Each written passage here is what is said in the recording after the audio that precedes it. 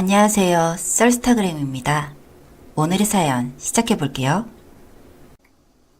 안녕하세요. 저는 결혼한 지 20년이 된 50대 주부입니다. 누구보다 뜨겁게 사랑했고 아이들도 낳아 잘 기르고 재테크도 별 문제 없이 해서 노후 대책 또한 남부럽지 않게 해놓았습니다. 남들은 가질 수 없는 행운을 가졌다고 생각했고 정말 복을 타고난 줄만 알았습니다. 나중에 안 사실이었지만 그건 완벽한 착각이었죠. 의대 교수였던 남편은 뒤늦게 개업을 하고 싶다고 해서 워낙 포화 상태인 서울을 떠나 지방에서 병원을 차리게 되었습니다. 그게 5년 전의 일이었죠. 처음엔 같이 내려가려고 했지만 수험생인 아이 둘과 학군 좋은 지금의 집을 떠나 지방에서 교육시키는 게 몸이란 생각이 들었습니다. 하지만 병원에서 필요한 필수 인력이 간호사와 간호조무사였는데 제가 다시 공부해서 자격증을 딸 만큼 시간적인 여유도 없었고 암투병도 했던지라 그 체력으로 일한다는 것은 현실적으로 힘든 일이었습니다. 제가 못 가는 대신 다른 사람이라도 불러 앉혀야 했습니다. 안 그래도 소심하고 내성적인 남편 옆에 조금이라도 외향적이고 낯선 환자나 보호자에게도 잘할 수 있는 누군가의 힘이 필요했으니까요. 그즈음 애들도 선정이모라고 부르는 동생에게 연락이 왔습니다. 고향인 광주에 내려가서 직장을 알아보던 중이라는 겁니다. 전 긴 통화를 끝내고서야 아하 하는 생각이 떠올랐습니다. 남편의 병원에 둘 적임자라는 느낌이 들었던 거죠. 어릴 적부터 친했던 동생이기도 했고 늘 제 주변에서 힘들 때마다 도와줬던 지원금 같은 애라 저에겐 친동생 이상의 관계였죠. 게다가 광주가 고향이기도 해서 남편이 개업하면서 이런저런 어려움이 있을 때 도움을 줄 수 있다고 판단이 돼서 안 그래도 스테이션에 둘 간호사 구하기가 힘들었는데 조무사 학원을 다니면서 도와주기로 했습니다. 예상대로 한 번에 합격하고 같이 일할 수 있게 되었죠.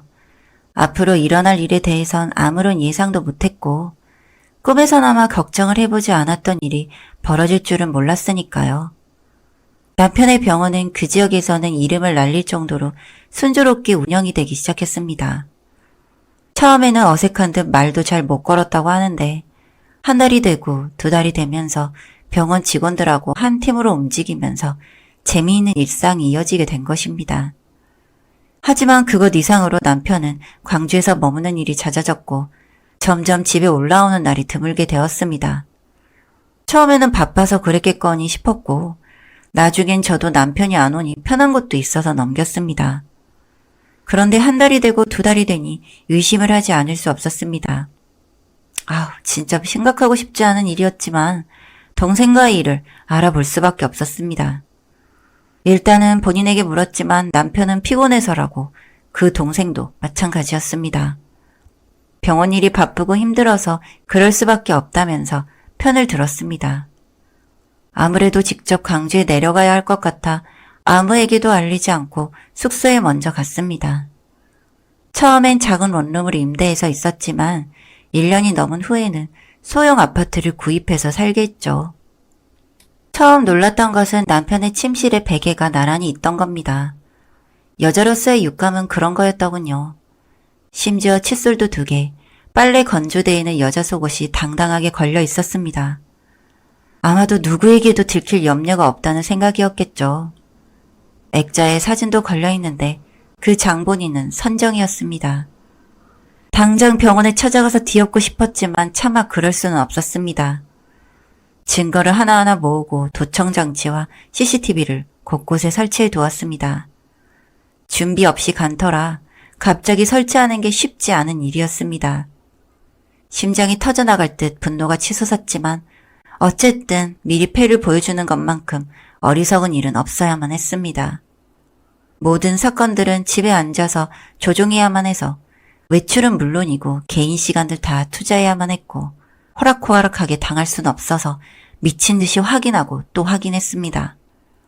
장성한 아이들조차 제가 극도로 예민해져 있고 사소한 일에 화를 내는 모습에 놀라기도 했고 스트레스로 먹지도 못하고 운동도 그만두자 암 재발이 돼서 전 이중고를 겪어야 했습니다. 어쨌건 이기는 싸움을 하는 것이 현명한 일이긴 했지만 빨리 이 상황을 종료하고 싶었습니다. 병원에서 근무하는 다른 직원의 진술을 녹음한 녹취록을 마지막 증거로 킵해놓고 남편에게 이혼 소장을 보냈습니다. 바로 연락 없이 서울 집으로 올라온 걸 보면 꽤나 놀란 것 같았습니다. 자기는 이혼할 생각이 없으며 제가 오해를 하는 것이라며 해명을 하겠다며 올라온 겁니다. 전 듣고 싶지 않다면서 모든 얘기는 변호사를 통해 하라며 집을 나왔습니다. 제 손목을 잡고 놔주질 않는데 처음으로 남편의 뺨을 세게 쳤습니다. 무척이나 놀란 듯 제게 반격을 하더군요. 참고 있을 죄가 아니죠. 남편의 정강이를 하의를 신은 채 바로 걷어찼습니다. 그 다음은 급소를 명중했고요. 뒤도 안 돌아보고 혼자 쇼핑을 하기 위해 백화점으로 들어갔습니다. 차마 거기까지 따라오진 못하더군요. 선정은 남편을 통해 전해 들었는지 저와 얘기를 하고 싶다면서 그 주의 주말에 서울에 올라왔습니다. 놀란 건 너무나 의학적으로 잘 가꿔서 못 알아보게 된 그 얼굴과 몸매, 또 하나는 당당한 그 태도였습니다. 아마도 남편의 소개로 간 성형외과에서 손을 많이 본 느낌이었습니다. 전 생각한 그대로 말을 던졌습니다.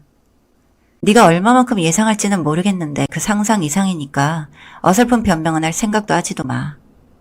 언니가 오해하고 있으니까 그렇고 솔직히 말하면 형부하고 잘 지낸 건 맞는데 그렇게 이상한 상상은 하지 말아줘. 이상한 상상? 어디서 아가리를 벌려? 네가 한 짓이 뭔지는 알고 있니? 뭔데? 상간녀야. 그리고 너 간통죄가 없어져서 별거 아니라고 생각하나 본데 손해배상 청구 소송이라는 게 있어. 무식해서 모르겠지만 너 앉아서 거지되게 만드는 건 시간 문제야. 알아? 그러자 놀랐는지 제 앞에서 무릎을 꿇었습니다. 알았어, 미안해. 언니가 생각하는 그런 건 아니는 내가 잘못했어. 그러니까 그 입 닥치고 알거지된 다음에 뭐 하면서 먹고 살지 미리 알아봐.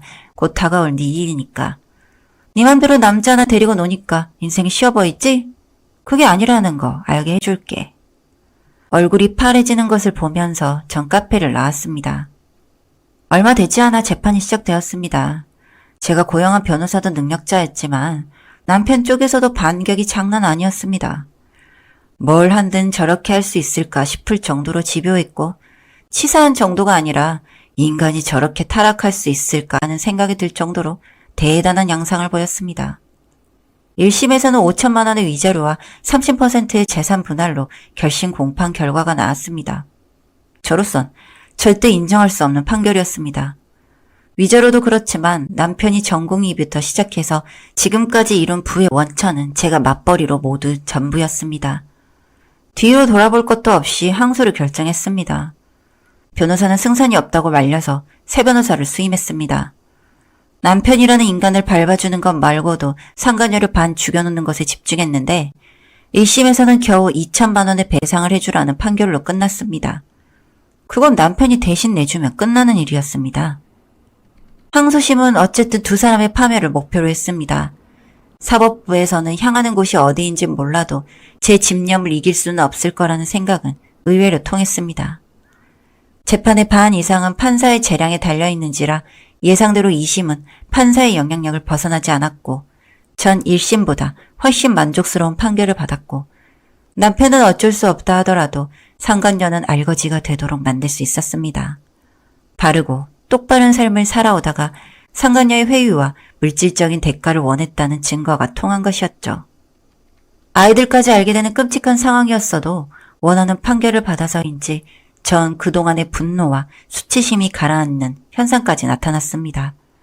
암 재발도 있었기에 전 목숨 걸고 진행한 송사였는데 결국 신은 저의 손을 들어주었습니다. 다행스럽게도 아이들은 제 입장을 이해해 주었고 남편은 병원을 접고 섬에 내려가 은둔하게 되었습니다. 그러던 아니든 전 그를 용서할 생각은 전혀 없습니다. 상간녀였던 선정은 해외 취업을 위해 동남아로 떠났다고 들었습니다. 그렇게 시간이 흐르고 전 새로운 일을 찾게 돼서 새 삶을 시작하게 되었습니다.